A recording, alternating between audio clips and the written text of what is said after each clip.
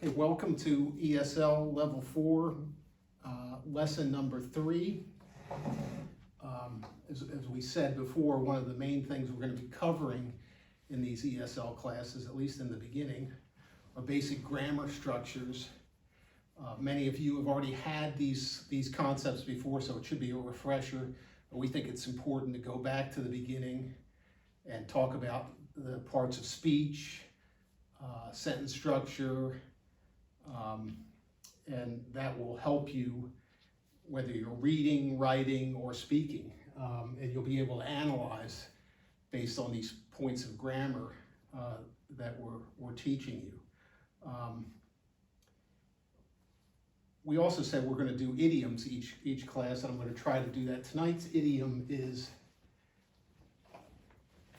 drastic times require drastic measures. Now, sometimes this drastic is replaced with desperate.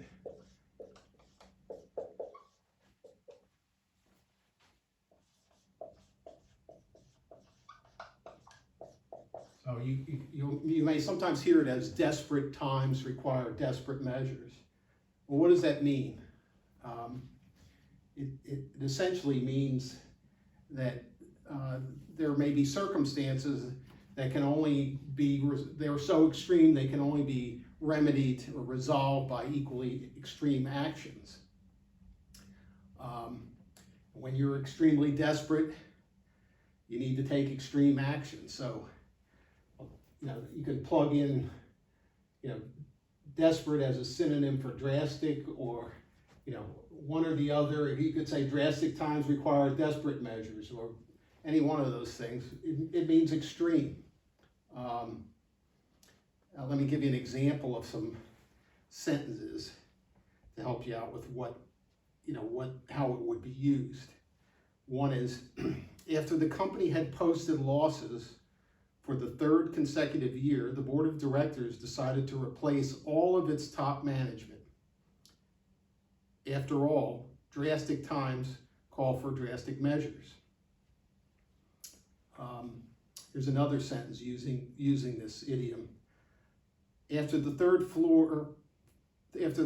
flood in as many months, the local government decided to evacuate the area and resettle the inhabitants elsewhere. Drastic times call for drastic measures. Another sentence, when the pandemic forced him to shut down his restaurant business, Darren decided to sell groceries to make ends meet. Drastic times call for drastic measures. Now, how is this used? I've used it each time as a follow-up sentence, but sometimes it can be a response to something when somebody's asking you, why are you taking this extreme action? That's oftentimes how it's used. And you've done something extreme. Let's say you put sandbags around your house 10 feet high because you think a flood is coming, and there's been a drought for 2 months. Somebody says, why are you doing that? And you say, drastic times require drastic measures. There's a lot of present application, I guess, in the pandemic. There's a lot of things we've never done in our life, most of our lifetimes, where we've been quarantined or we've been forced to stay at home for months at a time. These are drastic times, these are drastic measures, but they're meant because, at least initially, we perceived the pandemic to be very serious, for everybody's health, and decided that it was best that everybody stay at home for a while. Okay, now where does this come from? And one thing I'm trying to think of idioms that have lasted or that have been time tested. Some idioms come and go, they don't last long. This one's been around as long as I can remember, and I looked at the history of this idiom, and apparently it traces back to the ancient Greek physician Hippocrates, and appears in his aphorisms, where he said, for extreme diseases, extreme methods of cure as to restriction are most suitable. Another phrase he used there was, desperate diseases must have desperate remedies. Now, I don't know what that meant back then. I didn't spend time researching it, but it could mean at least back in the Civil War, somebody got shot, they would cut off their leg. They didn't repair things surgically like we do today. So those may be the kind of extreme remedies, medical remedies he was talking about way back in his day. Does it have a positive, one of the things we look at in all these idioms, does it have a positive or a negative connotation? I think it could have either. It's really a neutral statement. Sometimes it's said kiddingly. You're doing something that somebody perceives as unusual or beyond necessary, and you say, hey, desperate times require desperate measures or whatever. So it's a good idiom to have in your cadre of idioms or to be aware of when you're speaking with Native Americans, because it's something that's used periodically. Now, tonight, I thought I'd give you two other phrases. I'm not sure that they're really idioms, but at least one of them is. And this is homework. So I'm not going to tell you what this means. You may already know what it means. I want you to look it up on Wikipedia or wherever you want to on the web, on your phone, and see if you can find out where the origins of these are. One is, don't change horses in midstream. Now that's something you can visualize. Somebody, at least in the Old West, taking horses in an Old West, they're taking horses across the stream, and it sort of makes it's sort of logical or intuitive that you would not want to change horses while you're in the middle of a river crossing.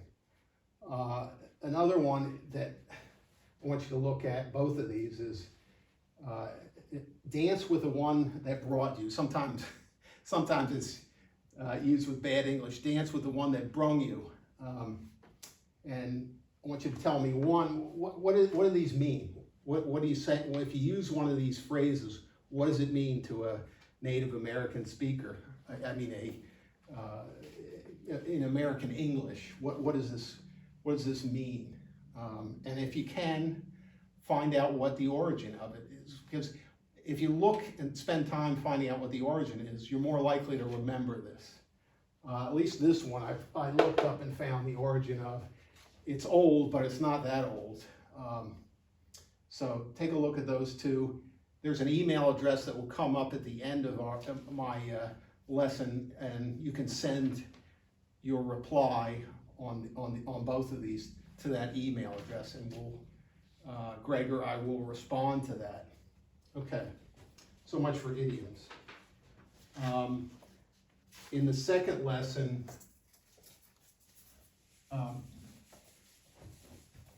if you recall, if you watched lesson 1, I talked about nouns and pronouns as the first kinds of parts of speech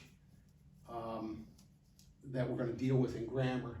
Greg introduced the verb and kind of the subject predicate issue with sentences. You need a verb for every sentence. You usually need a subject.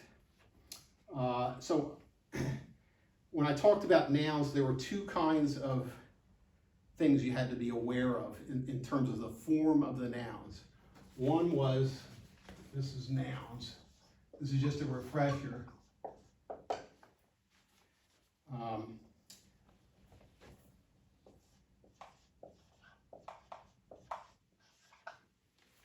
You need to know the number. What are you talking about? Are you talking about a singular, one item, one person, place or thing or idea, or multiples? So the singular plural concept. And also, I talked about pronouns in the first lesson, and I talked a little bit about case. Was it in the subjective case, the objective case, possessive case? So I'll just write subjective, objective, possessive. These are the different forms of nouns you have to be aware of, okay? Particularly in the pronoun area. Nouns, once you figure out whether it's a regular noun or you're just adding s, or an irregular one where you have to change the form of the noun to get a plural, like wife, wives, they pretty much stay the same no matter what case they're in. But when you start talking about pronouns, they change. The pronouns change depending on what case you're in, whether you're in the subjective case or the objective or the possessive. Okay, the next thing, so that's nouns and pronouns. Okay.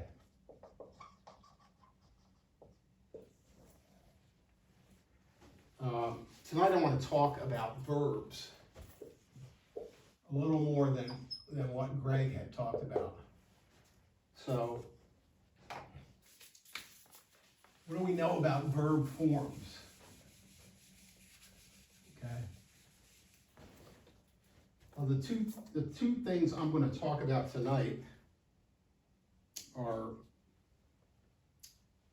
agreement and tense. Okay. So agreement. What do we mean by agreement? I'm not talking about whether you're agreeable or the noun. It's an agreement between the subject and the predicate. The subject, the noun, and the verb. The noun that's doing the action and the verb that is the action. So the way you'll typically see this, many of you may be familiar from your native language with learning this way, is we talk about a person system, whether something's first person,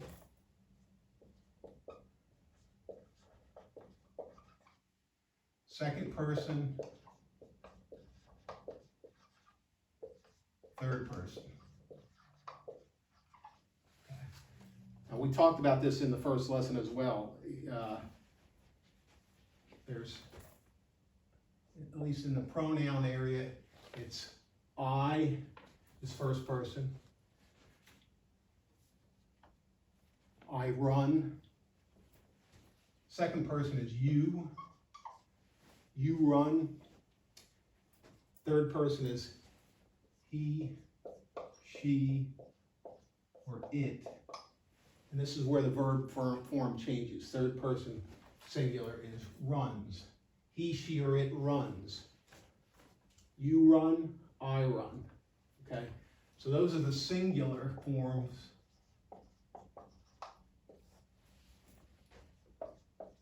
And the plural are we, you, these are the pronouns again, and they. We talked about these already. So the verb associated with that is, let's start again. I run, you run, he, she, or it runs. It has an S at the end. We run, you run, they run. You can do this 1,000 different ways, 1,000 different verbs.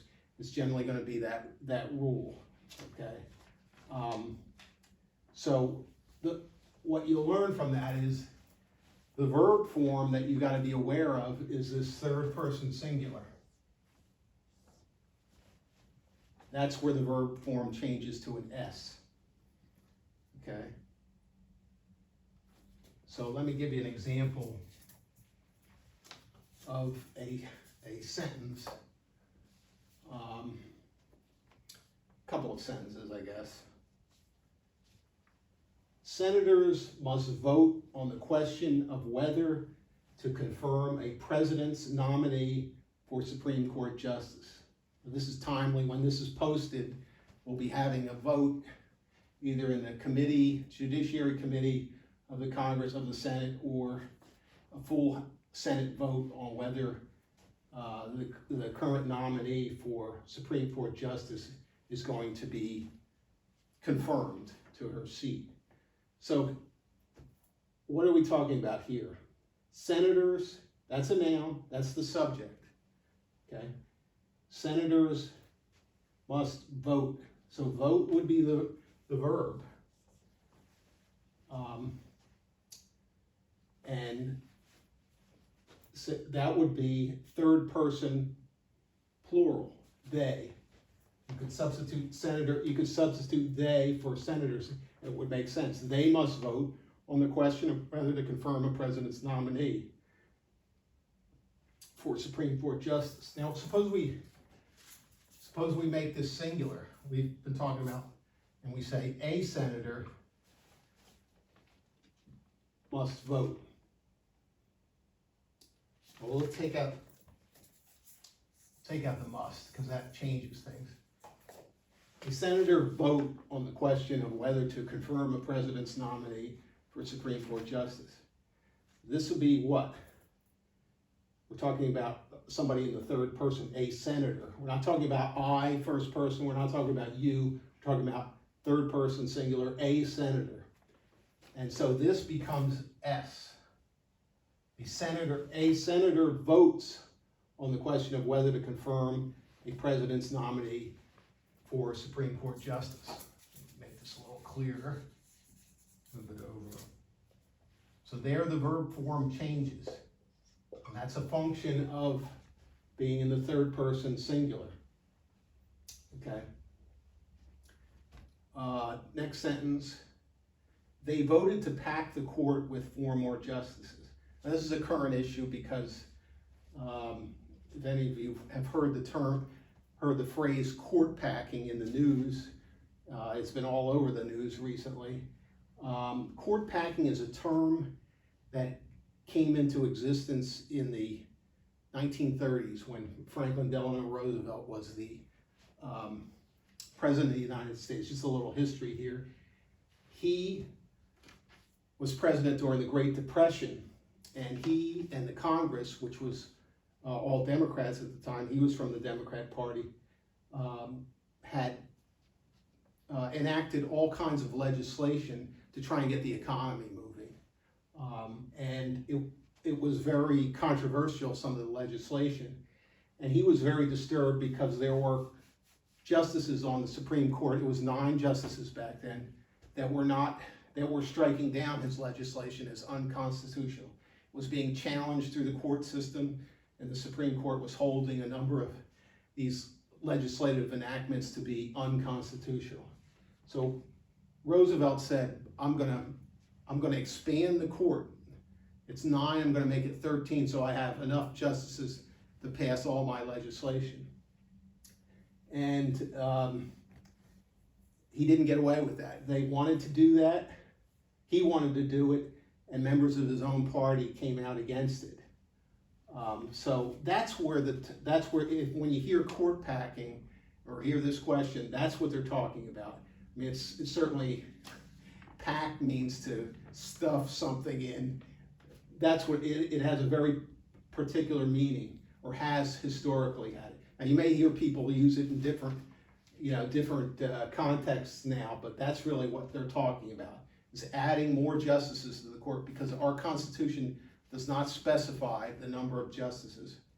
We originally had 6, I think, and that's expanded over time because the territories of the United States expanded. There were more circuits, so we've had 9 for about 150 years is my recollection on that. Okay.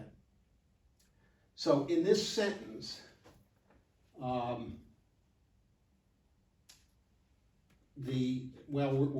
out of the present tense. They're always talking about present tense up here. I guess let's move down to this sentence. 9 justices meet at a small conference room table after oral arguments. Well, this is how the Supreme Court works. They hear oral arguments, all 9 of them, with the Chief Justice in the middle.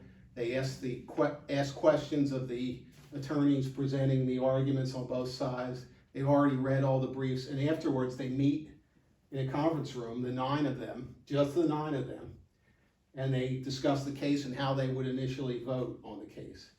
So meet here is the verb. It's the action. What do the justices do? They meet. Okay? And it's present tense, but we don't see an S at the end, because why? Because we're talking about third person plural. They meet at a small conference room table after oral arguments. So again, in the present tense, the one form that you got to be careful of when you're talking about agreement between subject and verb is third person singular present tense. Okay. If all we did was talk about present tense, it would be an easy world, but we don't. And this is the other aspect besides agreement that I wanted to kind of introduce tonight. We're not gonna spend a lot of time on it, but I just want to kind of introduce it. Is what are the forms? What are the various forms you can talk to? Well, the thing we're familiar with typically is present and past forms of a verb, okay? So, let's talk about the verb confirm. The Senate confirms. In the present tense, the Senate would be third person singular. It's a singular entity. If we're talking about senators, we're talking about a noun that's plural. But the Senate as a whole body is a singular entity. So the Senate confirms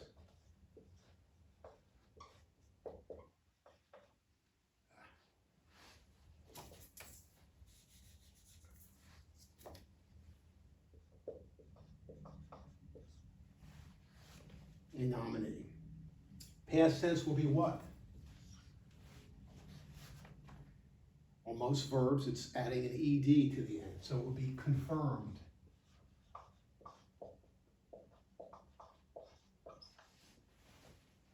Okay.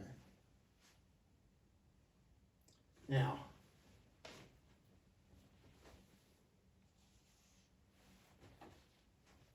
these verbs are different tenses, but the remainder, after you get beyond present and past, the verb form stays the same.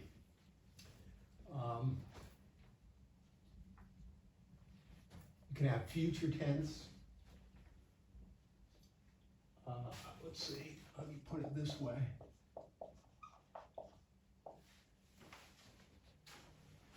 I confirm, I will confirm, you will confirm, he, she, or it will confirm. We confirm, you confirm in the second person plural, they confirm. So the verb form doesn't really change in the future. You also have something called participles.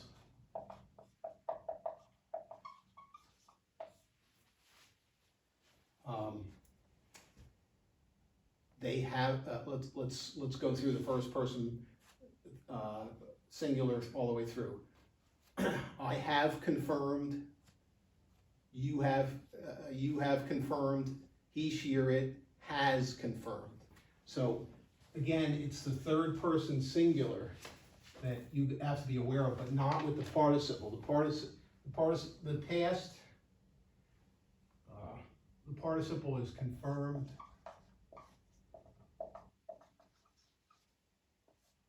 Confirming.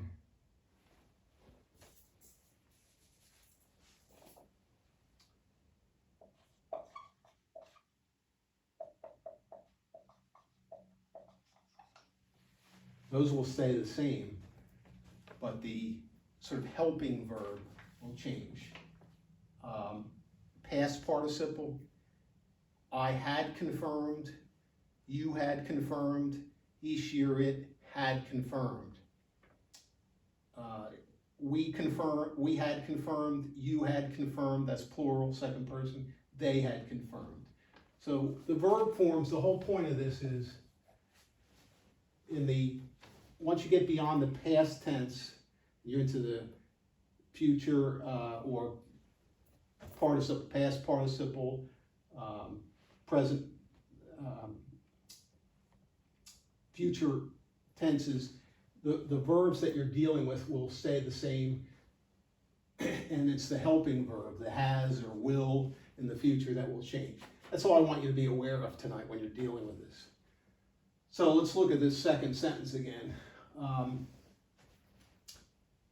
There, the verb is they. What do we know about that? It's third person plural. They voted. What tense is this? We're looking at tense now. We're not looking at agreement. The tense is past. So they voted to pack the court with 4 more justices. Now, what would be the future would be they will vote to pack the court with 4 more justices. And then you get into past, they have past participle, they had voted to pack the court with 4 more justices. You get into, let's leave it at that for now.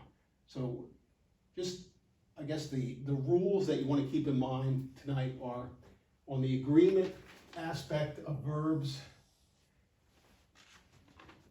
Once you figure out what the present and the past verb forms are, the only aspect of them that's going to change is in the third person singular, or that may change is in third person singular present tense. You add an S.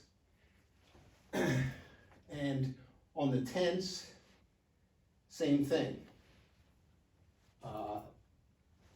You gotta remember third person singular is going to be different than past or the participle forms of the verbs.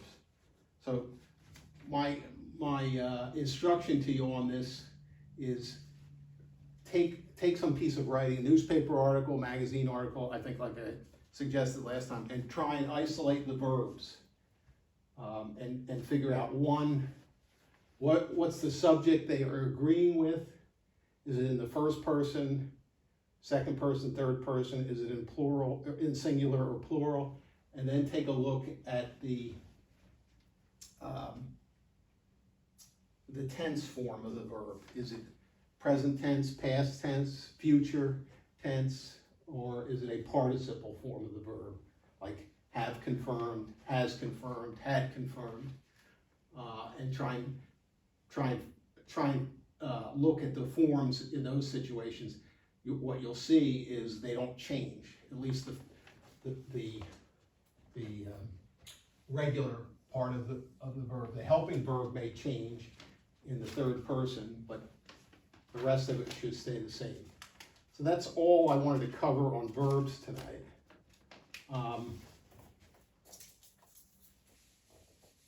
And as we go on, we're going to hit different parts of speech, adjectives, adverbs, and start talking about different kinds of phrases and clauses. Again, all as a refresher. Lastly, I thought an appropriate Bible verse tonight would be Ecclesiastes. It's probably something you've heard before.